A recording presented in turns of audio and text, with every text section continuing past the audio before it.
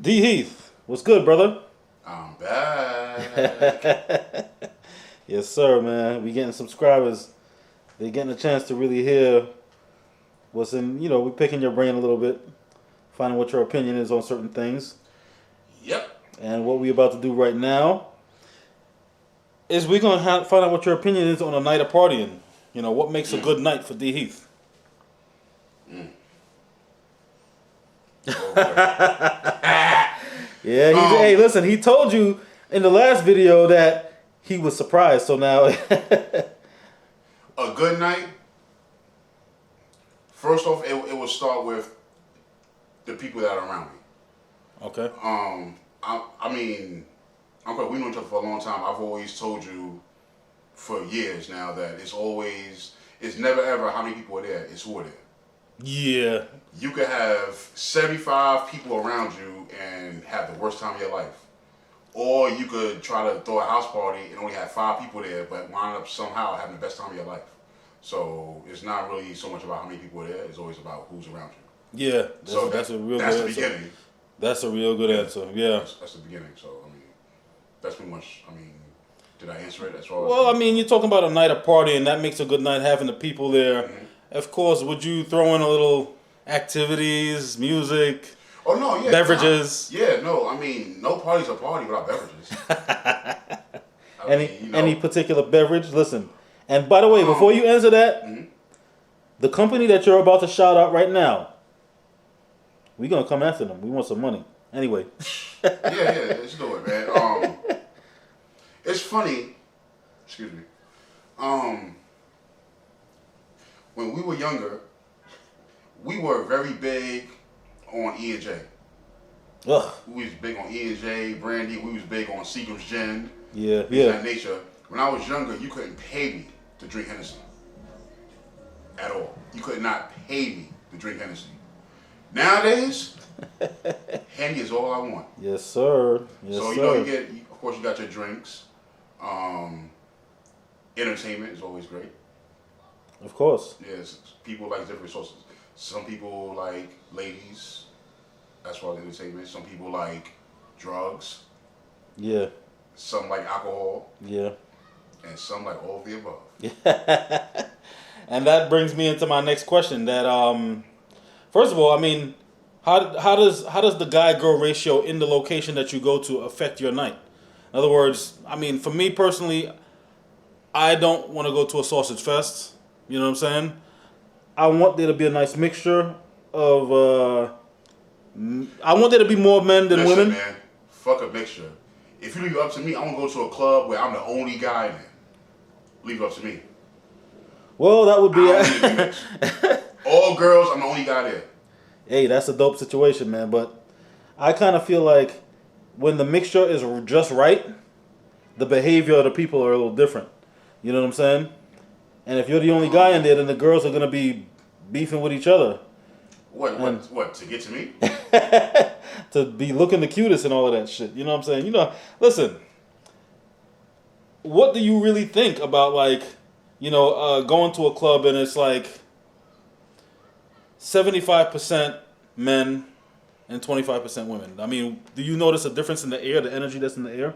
Oh hell yeah! Because what happens now is that I'm using your ratio. Let's say if it's for every 4 people in there, 3 are men. Basically, is what you're saying. Okay. Out of those small amount of women that are there, it's only a select few that are fucking bad as hell. Like they're the bomb. They're the ones that everybody's gonna be looking after. So therefore, the competition is gonna ratchet up to a whole nother level.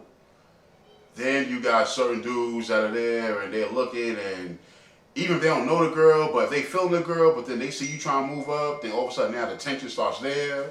It's all types of madness, man, that can go on with that. That person I don't want any part of. Right. Yeah, that's definitely something that I notice happens. Like, when the guy to girl ratio is a little off, that will definitely affect the night of partying. Does the DJ make or break the situation for you? Oh yeah, of course. I mean, when it comes to a DJ, like a DJ pretty much can tell if he's pretty good judging by the amount of people that are on the floor dancing.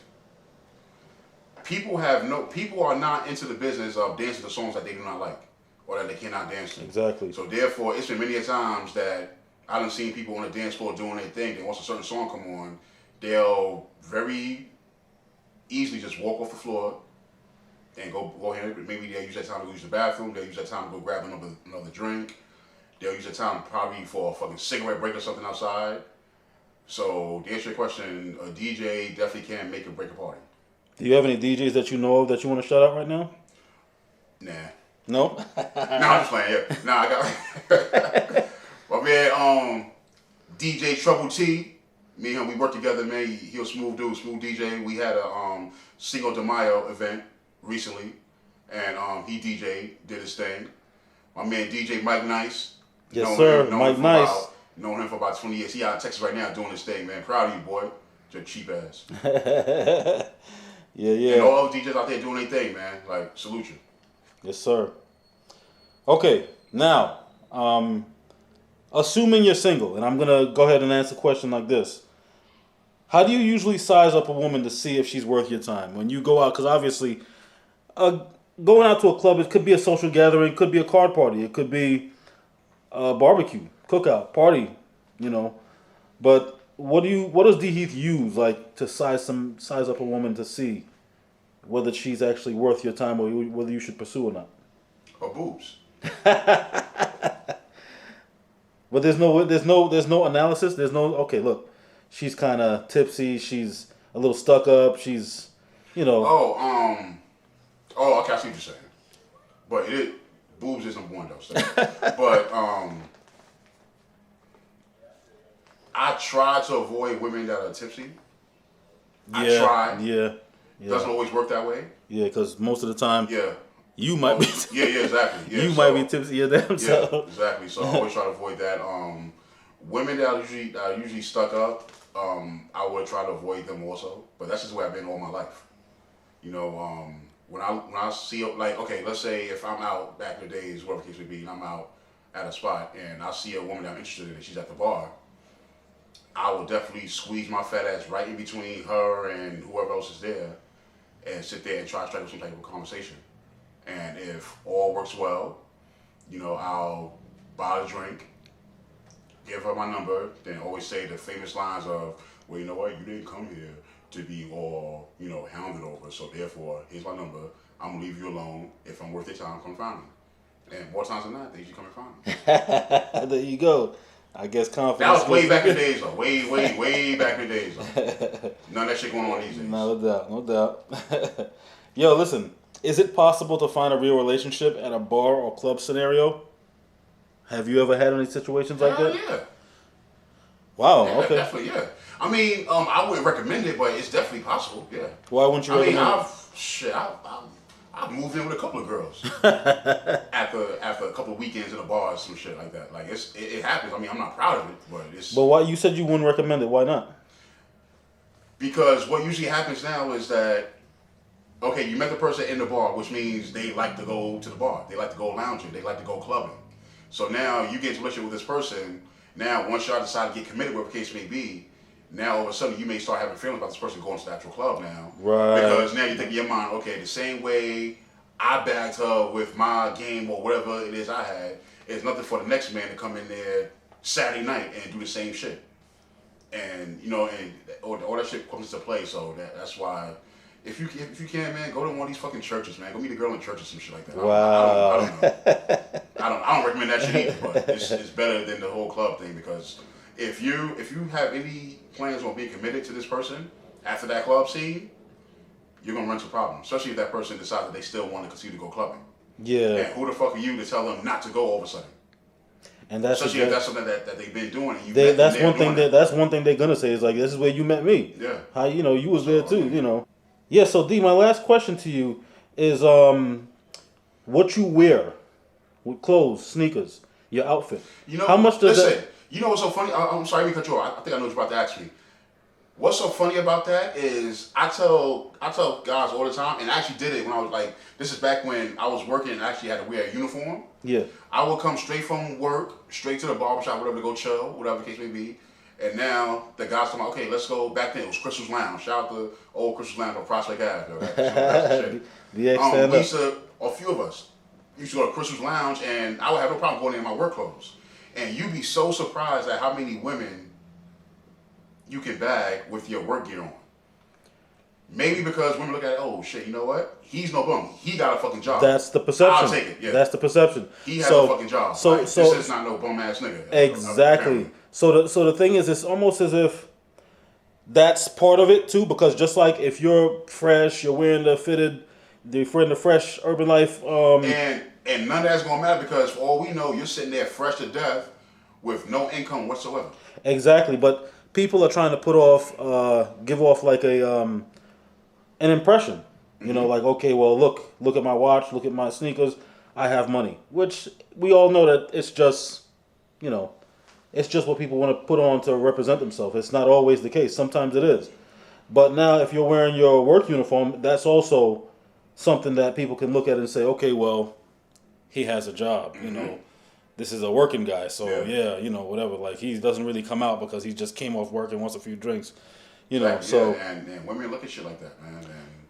But so the question really is, what is it? Does that really affect how you're how you come off to people?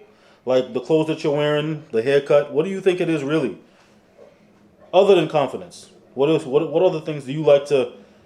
Like, let's just say I know you talked about like the uniform. Mm-hmm. But if you're having one of those days where it's like, I can't really find nothing that I really feel comfortable in, do you feel comfortable going out in anything? Of course. No matter because what? I'm not the type to go in the closet and say, okay, well, you know what? Okay, well, since I'm going out, let me get this. Like my thing is, and you've known me for years, like, I'm very big, like, all year round, if I can, I'll wear jeans, boots, and a sweater. Yeah. And a kid, like, depending on the situation, I may throw in a button down. But other than that, I'm pretty simple. So, and I think the gear that I wear is usually good everywhere. It's good to go everywhere.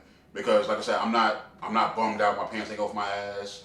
I'm not sitting there with, like, everything on me is going to look decent, no matter what I wear. So I don't really put too much stock into, unless it's something to where, okay, let's say we're going to a party, okay, a black and red party, some shit like that. So where you gotta wear black and red. Now that's something totally different. But other than that, I don't really put too much stock into going to the closet and put on the outfit, get in front of the mirror. I don't like it to change the whole shit. Like, that's shit that ladies do. Hey, listen. That was a behind-the-scenes view at what goes on Dee Heath's mind a night of partying. Dee Heath, I appreciate it, bro. Creep-Lyfe TV. Make sure you subscribe. Holla back. Yes, sir.